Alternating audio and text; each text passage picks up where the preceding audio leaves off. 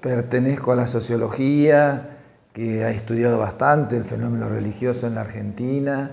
En un momento primero, después de la dictadura, los estudios post-dictadura nos dieron bastante tema para ver esa complicidad entre la Iglesia Católica, el poder militar, las universidades, los grandes grupos empresariales y mediáticos. Con el tiempo decidimos, primero hicimos una revista nuestra, era Sociedad y Religión, un pequeño grupo en Argentina, y a partir de ahí dijimos, mejor porque no vemos un poco qué pasa en la región, nos juntamos con uruguayos, brasileños y chilenos, hicimos, antes se llamaba del Cono Sur, y ahora hicimos una asociación de cientistas sociales que abarca casi toda América Latina y participación también de colegas de Europa y Estados Unidos. Y se ha hecho ya algo importante, porque es esta la 18 conferencia que estamos haciendo, y en el cual, bueno, afloran muchos temas sobre los fenómenos religiosos vistos en su amplitud, sea como identidad católica, judía, umbanda, atea, agnóstica, sea como manera de que los creyentes, qué sociabilidad, qué subjetividad, cómo se vive hoy una experiencia religiosa, la canción, ¿no? Una experiencia religiosa. Y a su vez también, bien lo decía antes Roberto Blancarte, cómo se vinculan estos fenómenos con el Estado, con la política, con los grupos de poder, donde muchas veces no se estudian porque, bueno, es hablar del poder, a veces el poder en la sociología es mejor hablar de los pobres que del poder. Entonces nosotros dijimos, no, vamos a hablar del poder, vamos a ponerle nombre y apellidos, en el caso de nuestro grupo, y hoy somos un grupo bastante extenso gracias a las políticas expansivas del actual gobierno con respecto a la ciencia y a la tecnología, y aquí estamos. En la sociedad argentina es muy interesante porque aquello que ya existía sigue y aquello que sigue tiene una impronta muy importante teniendo un papa, cosa que nadie se lo imaginaba. ¿Qué es tener un papa? ¿Somos iguales con un papa? Bien, y ahí hay muchas reflexiones. Ahora nos vamos a un debate justamente sobre ese tema con colegas de distintos países. Y es interesante porque yo había escrito bastante que en Argentina los partidos políticos tenían el sueño del obispo amigo.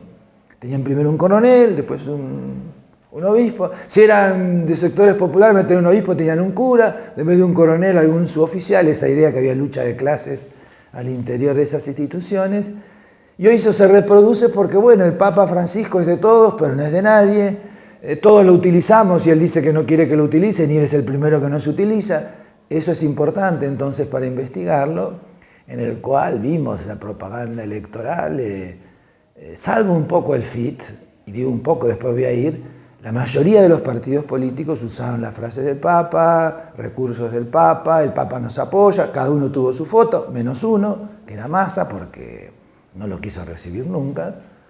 Y del FIT, que es interesante, pero primero tuvimos un milagro para que un candidato llegue. O sea, cómo se resignifican los conceptos religiosos en la política. Primero fue un milagro, y después que tuvimos el milagro, últimamente, sobre todo en la zona de Salta, bueno, los agradecimientos a la Virgen, los agradecimientos al Señor de los milagros por parte de los que lo votaron y los dirigentes, mostrando entonces cómo ese fenómeno religioso, no solo en el vínculo institucional, porque, bueno, depende de cada uno, sino en las creencias y en las credibilidades que utilizamos cotidianamente.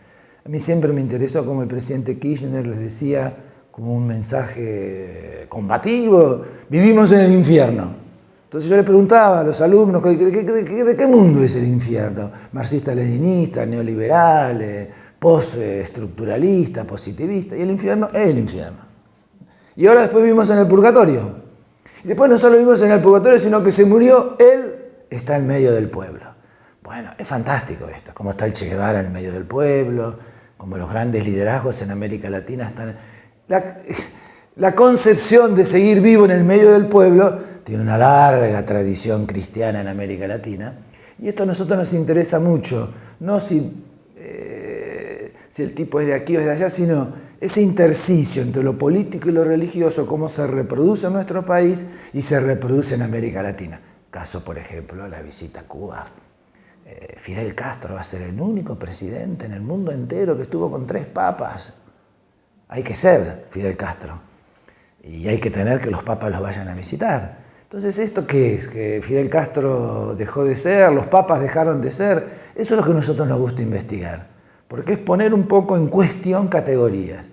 Fidel dejó de ser comunista, los papas dejaron de ser católicos, anticomunistas, no, vínculos en común, intereses, relaciones que van más allá del pequeño plazo, y eso a veces a nosotros nos cuesta analizarlo, pero bueno, se trata de investigarlo. Venimos a Mendoza, no solo cuna del Malbec y de la Aconcagua, cuna de grupos católicos a veces bastante fuertes ahí en la zona de San Rafael, grupos pro vida que denuncian de sacerdotes cómplices de la dictadura, y al mismo tiempo, bueno, una sociedad que ha formado dirigentes para distintos grupos políticos y religiosos. El último día de esta jornada justamente lo vamos a dedicar a Mauricio López, por ejemplo, que yo vi varios de los grupos que se llaman Mauricio López, los jóvenes no sé si sabrán quién es Mauricio López, pero bueno, fue un importante dirigente evangélico que ocupó cargos en esta universidad y después fue detenido, desaparecido, asesinado. Quiere decir, aún zonas conservadoras como son Mendoza, hay experiencias interesantes a investigarlas, y por eso a veces cuando uno dice muy conservador, muy progresista, al investigar vemos un poco más diversidad, vemos más cosas más complejas, más que tienen contactos de unos con otros. Y esto me parece que venir a Mendoza, la primera vez que lo hacemos fuera de Buenos Aires, queremos un país federal, queremos que todas las provincias valgan, y no solo Buenos Aires, pero eso no hay que declamarlo, sino en los hechos, y acá estamos.